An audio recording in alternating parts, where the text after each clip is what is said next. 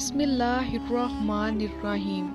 Daily inspiration के मोअज़्ज़िज़ ख़वातीनो हज़रात, अस्सलामु अलैकुम। मलका बल्कीस का तख्त आज से हजारों साल कबल जजीरा अरब के जनूबी इलाकों में यमन के गिरदो नवा में एक शहर आबाद था जिसे सबा कहते थे, और वहाँ के लोगों को कौमे सबा कहकर पुकारा जाता था। यहाँ के लोग निहायती नेमतों और राहतों में थे।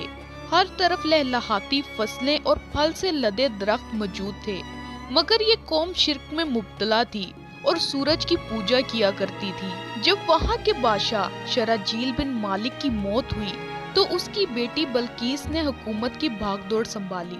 मलका बल्कीस एक काबिल औरत थी जिसने यमन में 9 साल निहायत खूबसूरत अंदाज में हुकूमत की। दुनिया के बेशतर इलाकों में जो तिजारत होती थी वो सबाइयों के हाथ में थी। यही वजह थी ये कौम बहुत दौलतमंद थी। मगर ये वो जमाना था जब मशरिक से मगरिब तक एक अजीम बादशाह की ताकतवर हुकूमत और जाहो जलाल का डंका बजता था, जिसे तारीख में सुलेमान इब्ने दाऊद के नाम से जाना जाता है। हजरत सुलेमान अलैहिस्सलाम की हुकूमत दुनिया के बेशतर मुमालिक में थी, जिसका दारुल खिलाफा यरूशलेम शहर था। आपको हवा, चरिंद, परिंद, जिन्नात और जानवरों पर हुक्मरानी अता की गई थी। एक दफा का वाकया है कि हजरत सुलेमान अलैहिस्सलाम ने दरबार लगाया तो जिन्नो, अंस, जानवर और परिंदे सब के सब हाजिर हुए, मगर उनका चहीता परिंदा हुदहुद गायब था। आपने पूछा हुदहुद कहाँ है? जब हुदहुद नजर ना आया तो हजरत सुलेमान अलैहिस्सलाम ने फरमाया, अगर वो अपनी गैर हाजिरी की मुनासिब वजह पेश न कर सका तो उसे ज़बा कर दिया जाएगा। अभी ये गुफ्तगू हो रही थी कि हुदहुद हाजिर हो गया। उससे पूछा गया, तुम कहाँ थे? हुदहुद ने बड़े एहतराम से जवाब दिया कि ऐ अल्लाह के पैगंबर, मैं उड़ते उड़ते एक ऐसे मुल्क पहुँच गया जहाँ लोग शिर्क में मुब्तला देखे। वो आग और सूरज की पूजा करते हैं। उनकी एक रानी है जिसे वो बिल्कीस के नाम से पुकारते हैं। वो एक बहुत बड़े तख्त पर बैठकर हुकूमत करती है। उसके तख्त में कीमती हीरे जवाहरात लाल ज़मुर्द जड़े हुए हैं और उसके पास तमाम शाही सामान आराइश नुमाइश के मौजूद हैं। हजरत सुलेमान अलैहिस्सलाम ने कहा, अगर तुम्हारी बात सच है तो मेरा खत उस मलका तक पहुंचाओ ताकि वो शिर्क से बाज आ जाएं, और खत पहुंचाने के बाद वहां बैठकर सुनो वो क्या रद्द अमल इख्तियार करती है, और फिर आकर मुझे खबर देना।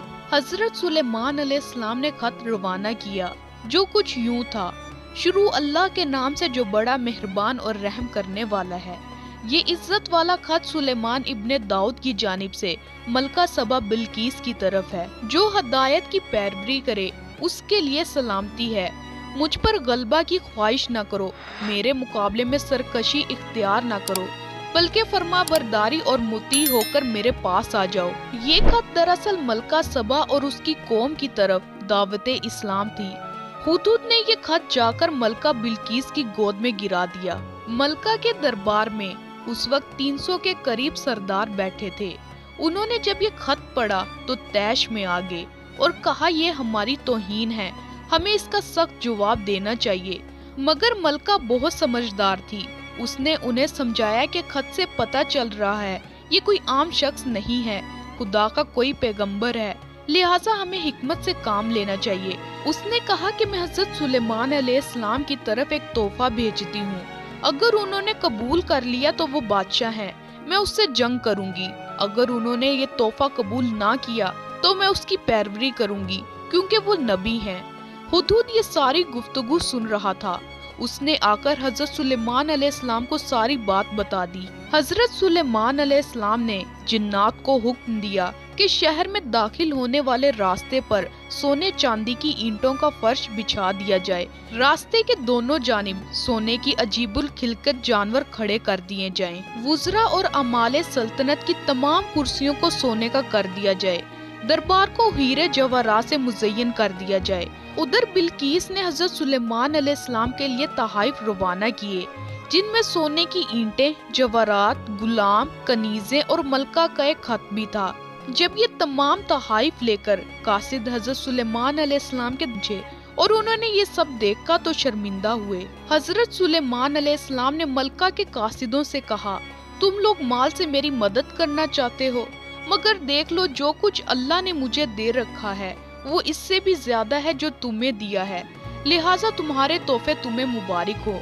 अब तुम अपने तहाइफ के साथ वापस जाओ और अपनी मलका से कहना हमारा इंतजार करे, हम एक जबरदस्त लश्कर लेकर आएंगे। जब ये खबर मलका बल्कीस को पहुंची तो वो समझ गई कि वाकई ये अल्लाह के नबी हैं, लिहाजा उसने जंग की बजाय हजरत सुलेमान अलैहिस्सलाम के दरबार में हाजिर होकर अपनी अतात का यकीन दिलाया।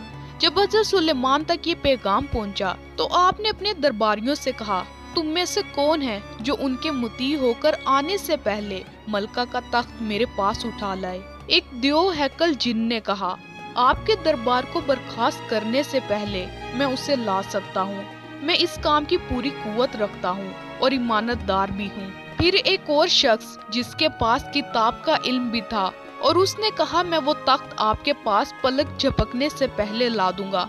फिर हज़रत सुलेमान अलैहिस्सलाम ने उस तख्त को अपने पास रखा हुआ देखा तो पुकार उठे, ये मेरे परवरदिगार का फजल है ताकि वो मुझे आजमाए कि मैं शुक्र करता हूँ या नाशुक्री, और जो शुक्र करता है उसका शुक्र उसके अपने लिए ही मुफीद है, और जो नाशुक्री करे मेरा परवरदिगार बेनियाज और वो अपनी जात में बुजुर्गों बरतर है। मुफस्सरीन के मुताबिक वो शख्स हजरत सुलेमान अलैहिस्सलाम का कोई दोस्त था जिसका नाम आसिफ इब्ने बरखिया बताया जाता है। बाज ने लिखा वो आपका खालाजाद भाई था। कहा जाता है उस तख्त की लंबाई 80 हाथ, अर्ज 40 हाथ और ऊंचाई 30 हाथ थी। उसमें मोती, सुर्ख, याकूत, सब जुमुर्द जड़े हुए थे। हजरत सुलेमान ने उसमें रद्दोबदल कर दिया और उसे पहले से भी ज्यादा बेहतर बना दिया। जब मलका बल्कीस हजरत सुलेमान के दरबार में हाजिर हुई तो आपने पूछा, तुम्हारा तख्त भी इसी तरह का है? उसने कहा, ये तो गोया हू बहू वही है, हमें तो पहले ही मालूम हो गया था और हम फर्मा बरदार हो चुके हैं। बल्कीस के आने से पहले हजरत सुलेमान ने ऐसी इमारत बनाने का हुक्म दिया जिसका फर्श शीशे का हो, नीचे पानी जारी हो, पानी में मछलियां और दूसरे आबी जानवर हो। हजरत सुलेमान उस इमारत में अपने शाही तख्त पर जलवा अफरोज थे। शीशे के नीचे से पानी अपनी पूरी आबोताब से बह रहा था, जबकि उसके ऊपर शीशा नजर नहीं आता था। बल्कि इसको उस महल में लाया गया। जब उसने फर्श को देखा तो समझी कि पानी का एक हौज है, लिहाजा अपनी पिंडलियों से कपड़ा उठा लिया। तो हजरत सुलेमान ने कहा, ये तो शीशे का चिकना फर्श है। तब वो शर्मिंदा हुई। तब वो बोल उठी, ऐ मेरे परवरदिगार, मैं सूरज की पूजा करके खुद पर जुल्म करती रही हूँ।